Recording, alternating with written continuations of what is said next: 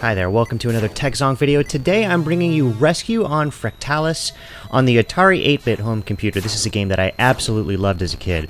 The game was produced by Lucasfilm Games before they were actually known as LucasArts. You know, I always loved that the same production title that appeared before the Star Wars movies actually appeared at the start of this game. This was a game that was released in around 1985, I'm pretty sure it was 1985, but that wasn't necessarily the first time that anyone actually played the game. In fact, I played it before it was officially released when it had a different name called Behind Jaggy Lines. See, the Lucasfilm Games guys had apparently produced early copies of Rescue on Fractalus, and Ball Blazer for that matter, to demonstrate to their publishers. They took it, they said, hey look, we're gonna go ahead and let you see these games early so you can, help us with the marketing and see what it's all about, but don't share this with anyone.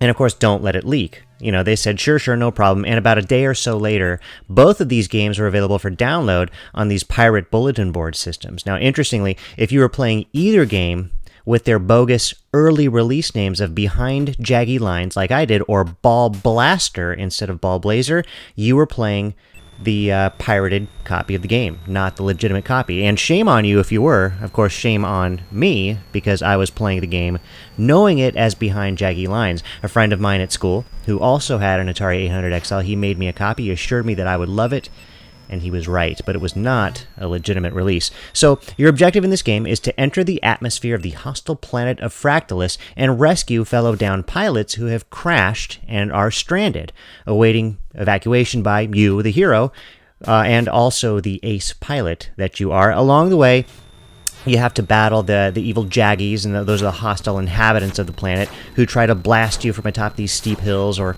come at you in their sort of manic, crazy, zigzagging spaceships. Now, it's of critical importance as the levels advance that you keep a view of the pilots that you are rescuing that are running towards your ship. So let me explain that. So you need to see the color of their helmets, like this guy right here. This guy, he's purple. Now, I don't know what purple means. I don't think I actually ever remember seeing purple when I played it as a kid, but most pilots have white helmets, and those are the guys that you need to let into your ship. But when you see a green helmet, you have to look out. Now, this is the first jump scare I ever encountered in a game. Okay, now watch this.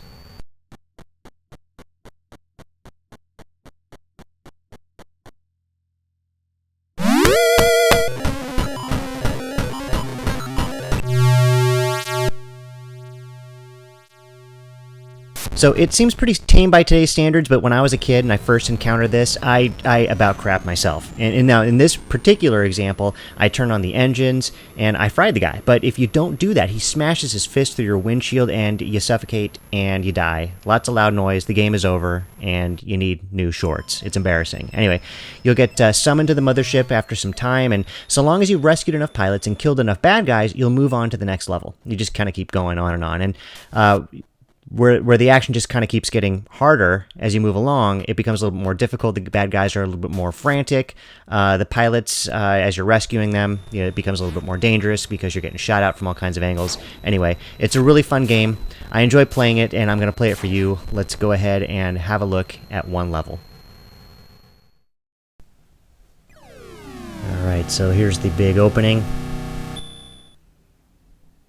See, I kind of like that.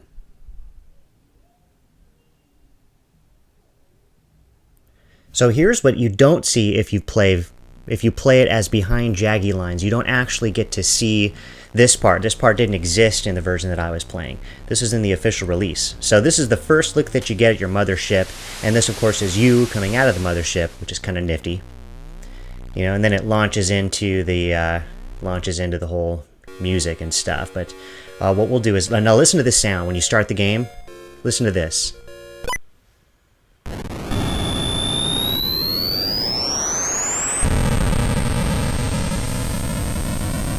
I love that. I love that. I always thought that was so cool, and it even sounded terrific on those old school TVs that I used to play this on.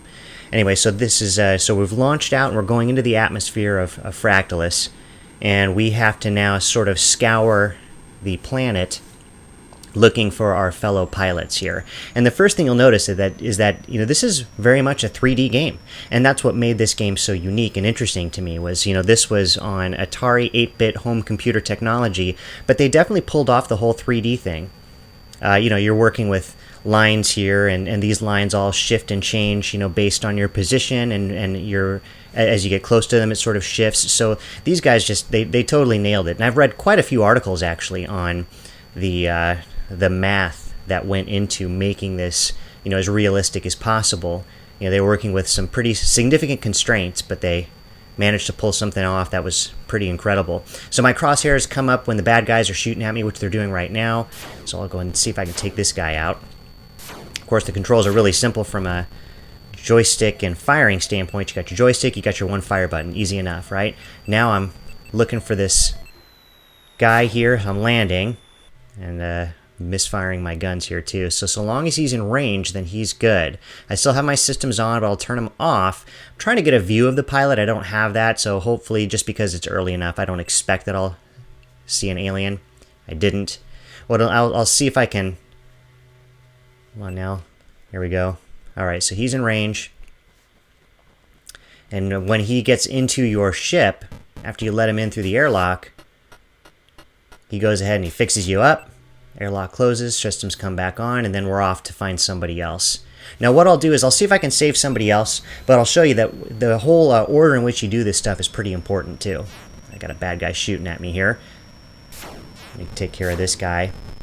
You definitely need to turn your systems off. The engines being on will fry your pilot, so you don't want to do that. You got to turn the systems off. You got to open the airlock before they suffocate and die. They can't be outside for very long. Let me see if we can get this guy. I think we might be able to get a view of this guy. Yeah, he's super close. So we'll take a look at this guy running towards us, and you'll see that so long as he's got his white helmet on, then he's a good guy and you want to let him in your ship. No jump scares like what we saw earlier. Airlock is open, he jumps in, he takes care of business, airlock is closed, and then you move on. Alright. So let's see if we can find somebody else to take a look at and save. See if we can find some good guy. Like I said, I think it's early enough that we're not going to find any aliens. You know, and that's part of this game, is just sort of traversing the landscape and getting through it. You know, keeping an eye on your radar.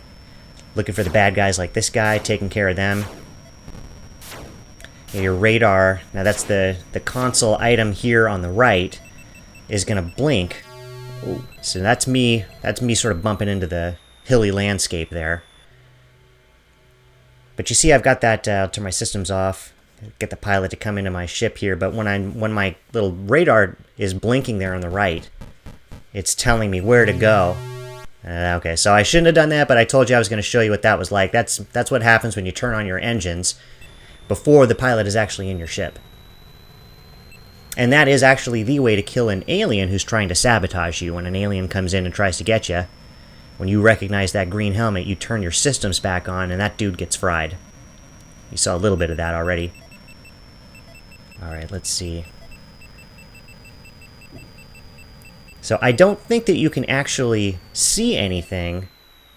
So I'll land and we'll play it cruel again, and maybe we'll fry this guy. I don't think you actually get to see anything if you fry this poor guy. I think you just get notified that he's been fried, and that's about it. I'll let him live. I don't think you see anything. Alright, so let's move on. Now eventually, yeah, blowing up the ship like that isn't a bad idea, because you will encounter empty ships that you've already come across if you do any backtracking, so it's not a terrible idea to destroy their ship after you pick them up. Now eventually, as we continue to progress, you'll get a notification that the mothership is ready. And then so long as you feel like you've picked up enough guys, then you can safely move on. And we got our mothership notification, by the way. It was very brief, but you saw it. So we're going to pick this guy up. And so long as you've picked up enough of your good guys and you feel like you've taken out enough of the bad guys, you should be good to go. Alright. Let's see what else we can do here. Off we go. So you fire your boosters. That's going to take you out of the atmosphere, and then you come into what appears to be, you know, some sort of like a docking bay or something. You know, you come in, and then so long as you're good to go, it tells you the level is complete, and you move on to the next one. It's a pretty neat little elevator effect here as you move on to the next level. And there you have it. That is a level of Rescue on Fractalus, one of my most favorite games ever. Definitely love this game, one of the best ones I've ever played on the Atari 8-bit. I'm going to close the video there. I thank you very much for watching this one.